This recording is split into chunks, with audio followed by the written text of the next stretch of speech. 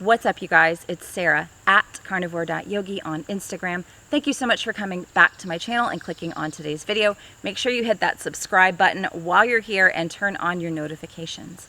In this video, I'm going to talk about how I figured out my fat loss macros, or how much to eat, in order to start to lose fat on a carnivore diet. Before I jump into all of that, I want to give a couple disclaimers. Number one, there are no letters behind my name. I am not an expert of any sort. I am just giving my journey here to you guys. I'm sharing my experience with you guys. If what I'm saying resonates, helps you, then that makes me really happy. If it doesn't, that's okay too. Number two, I don't think people should turn to the carnivore diet to lose weight.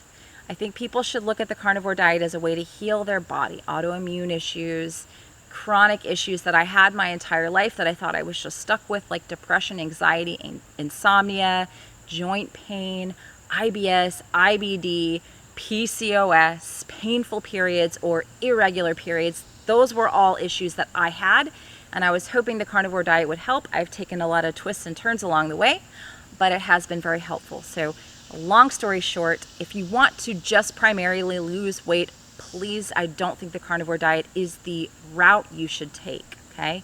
The third thing is, if talking about numbers and weight loss and weighing yourself and measuring is triggering in any way, shape, or form to you, you have an eating disorder, don't watch this video. And also, you may want to seek out some professional help. I'm going to put a link down below this video for one of my sponsors, BetterHelp. You can actually get a discount of 10% through signing up through that link below me. You can get therapy online. You can do it via text. You can do it via phone.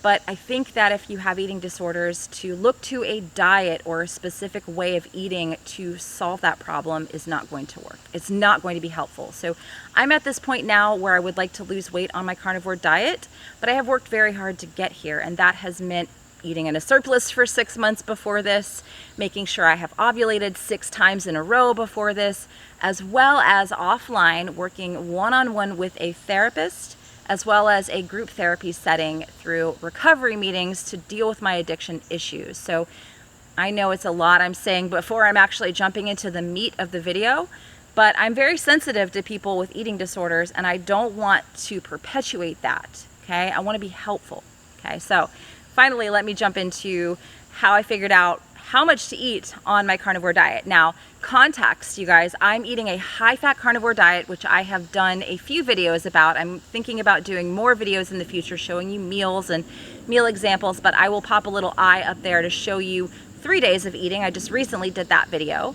But I'm doing a high-fat carnivore diet. So the context of what I'm talking about here, I've been doing that method the whole time. Those have been my macros, quote unquote, staying between 90% fat, 10% protein. Occasionally I'll bump it up to 15% protein, 85% fat on occasion, but not often. So that's the context there. So the other thing is, I'm not in a hurry, because you're gonna hear what I'm about to say and you're gonna be like, what? I don't have that amount of, but you need to ask yourself, why are you in a hurry to lose weight? It's 2020. Where do you have to be?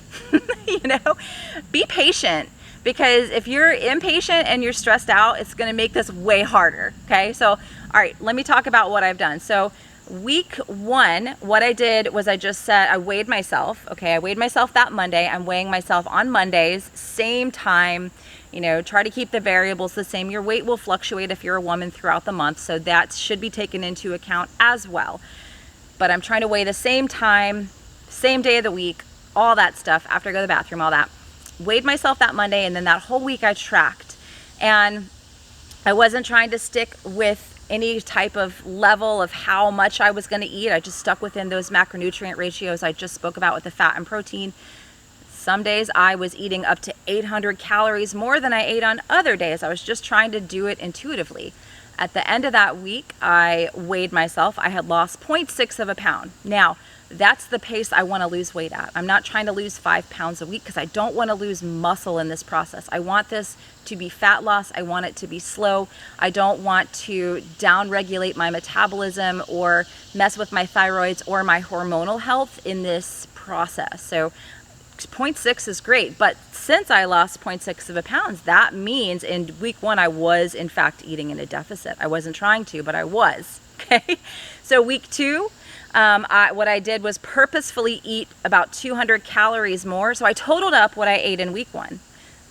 Added everything up, divided by 7. So I have an average of how many calories I ate that week to lose that 0.6 of a pound. So the following week, I purposefully stayed within a caloric range. Okay, and I know a lot of people are going to say calories don't matter, and there's the whole calories in, energy in, and thermodynamic properties of protein. I get it.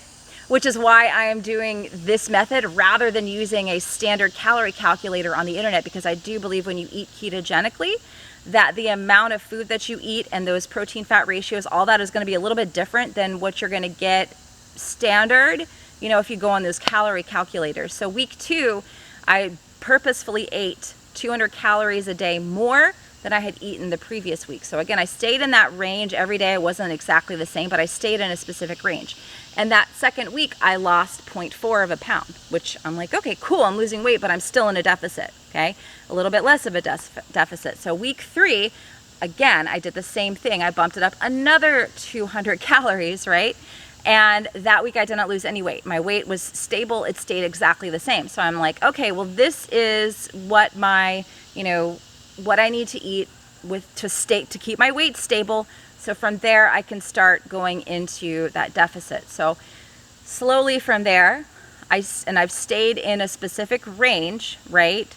I've only taken it into about a 300 calorie deficit to start off with. And I'm holding at that 300 calorie deficit. I have lost, since I decided to do that 300 calorie deficit, I lost 6 pounds in that first month, which is still a little bit faster than I want to lose fat, but I'm not complaining about it, right? So I'm holding here month 2, the second 30 days at that same 300 calorie deficit to see, if I need to adjust, if I'm still going to lose weight at that steady pace, so that I'm not losing muscle and I'm not down regulating my hormones, I'm not down regulating my metabolism, and so that I can, I like to eat. I don't want to starve myself. The mistake I've made in the past with fat loss has been like, okay, day 1, 1,200 calories, right? Trust me, I'm eating way more than 1,200 calories a day. And what happens when you do that severe of a calorie deficit? Yes, you'll lose weight, but you're going to be more prone to binge eating behaviors, which I'm very prone to.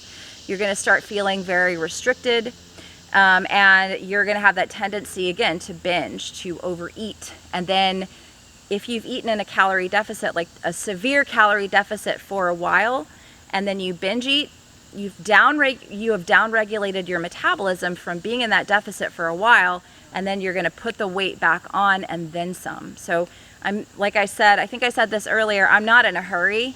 I have no bodybuilding competition, nowhere to be, nothing to do. This is just me trying to slowly take fat off my body in a reasonable manner while keeping myself in a little bit of a deficit, but still eating a good amount of food so that my body, my HPA axis, all those things don't suffer. So first 30 days stayed in that. Once I found my deficit, once I found that sweet spot where I wasn't losing fat too quickly, lost 6 pounds in the first 30 days. I'm now about a week into that second 30-day period. So I'm trying to hold steady on that 300 calorie a day deficit. Now, if I have a week where I don't lose any weight, it's not a big deal. I'll probably still hang on to this 300 calorie deficit in month 2. I'm going to try to keep my calories as high as possible throughout this process and just slowly drop it off, right? So again, I'm not in a hurry here. I think that when we look at trying to lose weight, especially in the space of having healed your body and healed your hormones and staying fertile, it's important that we don't rush ourselves. It's important that we are still nourished, that we're still getting what we need for our bodies, and to not be in a hurry, right? Whatever pressure that you're feeling to look a certain way is all internal, and utilize help. Reach out. If you don't want to find a therapist in person, BetterHelp is a great way anonymously to find a therapist to work with you, to really talk with you about these issues. I don't believe that any sort of diet or way of eating is a good way to deal with an eating disorder, right? Get outside help if it's a problem for you. So I hope that this was helpful, guys. I will continue to update you as I go along on this journey to lose fat, and let you guys know what works, let you know what doesn't work. So stay tuned, make sure you turn on your notifications, subscribe, all that good stuff, and I will catch you guys in the next video. Thanks for watching.